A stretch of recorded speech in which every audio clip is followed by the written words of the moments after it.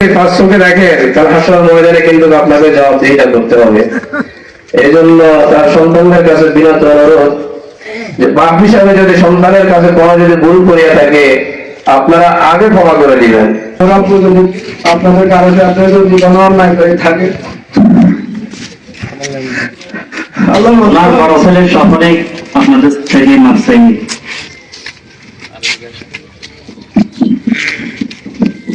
আসসালামু আলাইকুম।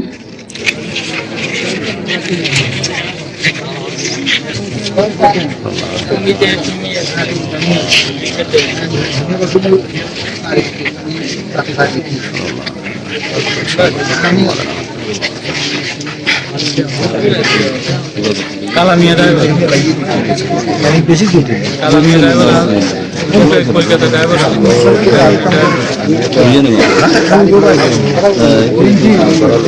কালামিয়া ড্রাইভার কলকাতা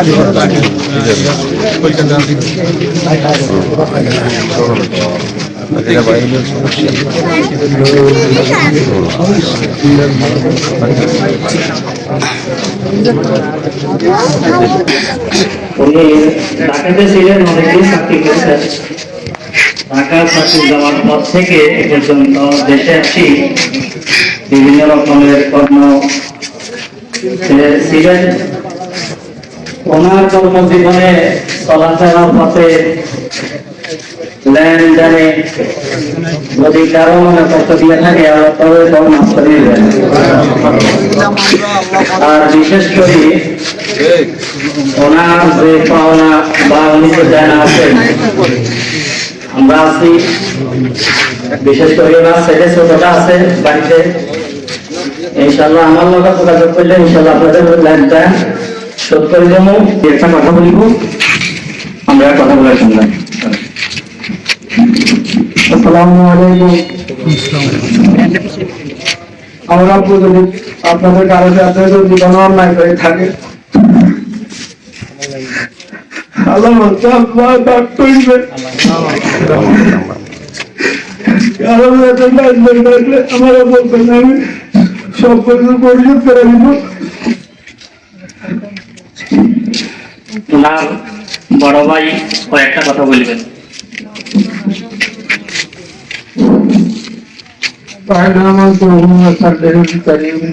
أعوذ بالله من الشيطان الرجيم. بسم الله الرحمن الرحيم. الصلاة والسلام يا رسول الله، الصلاة والسلام يا حبيب الله، الصلاة والسلام يا نبي الله، الصلاة والسلام رب العالمين رب العالمين. সম্মানিত এলাকাবাসী, উপস্থিতি, এই মুহূর্তে আসলে আমি অসুস্থ। আমি ঢাকা থেকে আসছি একটু আগে। আমি গত পরশু দিনের আগে আমি হাসপাতালে ছিলাম। হাসপাতালে থাকা অবস্থায় সেই দিন দিছে যে আমরা দেখার জন্য আমার সাথে বলছে একটা কথা হবে। পরের আমি আসছি, আসে তাদের দেখলাম, তাকে নিয়ে বাদ খেলাম, গেলাম মাঝে আজকে 3টা দিন মাত্র। কালকে রাত্রে 12টার সময় খবর হয় যে সেই দুনিয়া থেকে বিদায় নিচ্ছে। যাই হোক, আত্মীয় স্বজন, পাড়াপড়শি, গ্রামবাসী যারা আছেন উপস্থিত, এই স্যারটার যদি আপনাদের সাথে কোনো সময় চলাফেরায় কোন রকম বেয়াদবি করে থাকে, আপনারা আজকের এই শেষ মুহূর্তে তাকে আল্লাহর হস্তে মাফ করে দেবেন। এবং এখান থেকে আমাদের কিছু শিক্ষা নেওয়া দরকার। আজকে সরকারের যে অবস্থা, বিশ্বাস নাই। অতএব কারণে আমরা প্রত্যেকেই সৎপথে থেকে সৎ কাজ করে পাড়াপড়শির সাথে ভালো ব্যবহার করে চলাটাই মঙ্গল। যাই হোক, আমার ভিতরে অবস্থা ভালো না, আমি এখন আর কিছু বলতে পারতেছি না। আমি আপনাদের থেকে বিদায় নিচ্ছি। আপনারা সবাই তাকে মাফ করে দেবেন। আসসালামু আলাইকুম ওয়া রাহমাতুল্লাহি ওয়া বারাকাতুহু। ওনার বড় ছেলের সকলে আপনাদের থেকে মাপ চাই।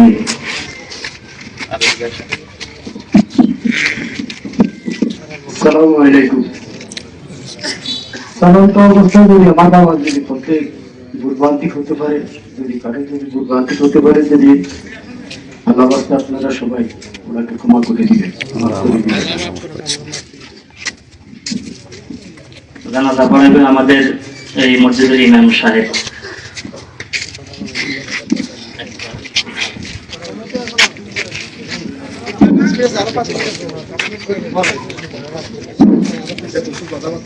السلام عليكم ورحمة الله تعالى وبركاته.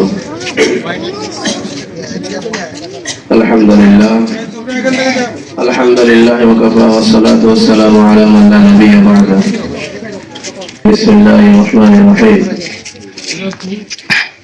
الذي خلق الموت والحياة ليبلوكم أيكم أحسن عملا وهو العزيز الغفور. صدق الله العظيم.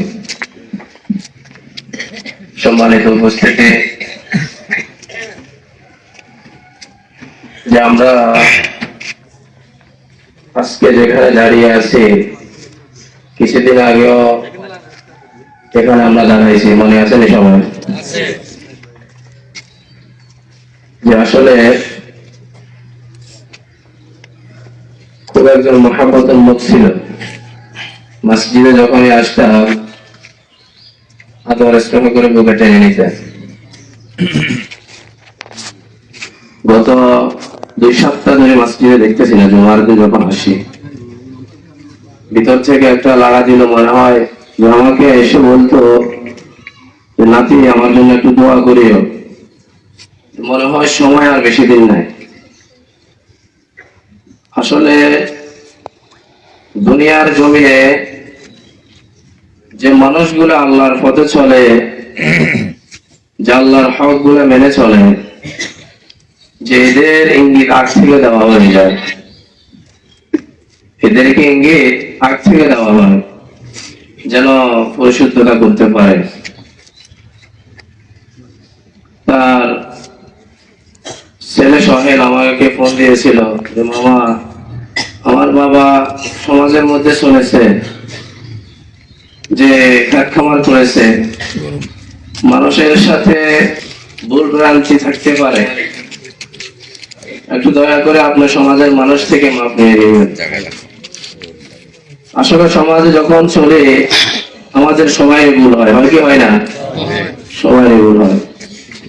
যে মানুষটা 70, 75, 80 বছর বেঁচে ছিল, তারও তো মনে আছে না?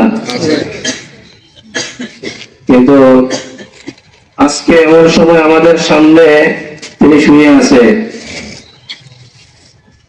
যে সে কি আর আমাদের সাথে লেনদেন, আমাদের সাথে কথাবার্তা, আমাদের সাথে এসে হাসি মোলাকাত করা তার দ্বারা সম্ভব নয়। আল্লাহ রাসূল সাল্লাল্লাহু আলাইহি ওয়াসাল্লাম একটা কথা বেশি বেশি বলতেন জানাজার গিয়ে, যে তাকে ভালো সাপোর্ট দিবে কে? সমাজের মানুষ, তার স্ত্রী, তার সন্তানেরা। যে আমাদের হাতে সময় বেশি নেই, তার আমি একটা বিশেষ করে কথা বলবো যে মা বাবা যখন সন্তানকে দুনিয়ার জমিনে আনে, যে যদি 5টি সন্তান হয় সবাইকে এক চোখে দেখতে হবে। কয় চোখে? এক চোখে দেখতে হবে। আপনি যদি 5 জনকে যদি 5 চোখে দেখেন, তার হাসর ময়দানে কিন্তু আপনাকে জবাবদিহিতা করতে হবে। এই জন্য তার সন্তানদের কাছে বিনত অনুরোধ যে বাপ হিসাবে যদি সন্তানের কাছে কোনো যদি ভুল করিয়া থাকে, আপনারা আগে ক্ষমা করে দিবেন। যে আমার বাপকে আমি অন্তর থেকে ক্ষমা করে দিলাম, বাপ আমার জন্য অনেক করেছে, খেটে যে জমিনে খেটে গায়ে আমাদেরকে মানুষ করেছে, মানুষ আমার কোনো অভিশাপ নেই, আমার কোনো বদদোয়া নাই, আমি বাপকে অন্তর থেকে মাফ করে দিলাম। এটা সন্তানদের আর স্ত্রীদের বেশি হওয়া থাকে। সেই জন্য সমাজের মানুষ থেকে যে তার সন্তান বলেছে যদি কোনো ঋণ থাকে, আল্লাহ রাসূল সাল্লাল্লাহু আলাইহি ওয়াসাল্লাম একটা কথা বলতেন যে ঋণ থাকা মানুষের জানাজা তোমরা দাঁড়ায় না যতক্ষণ পর্যন্ত ঋণের জিম্মা কেউ না নেয়, যতক্ষণ পর্যন্ত ঋণের জিম্মা কেউ না নেয় ততক্ষণ পর্যন্ত জানাজার কাতারে দাঁড়ায় না। দয়া করে তার সন্তানদের কাছে যোগাযোগ করবে।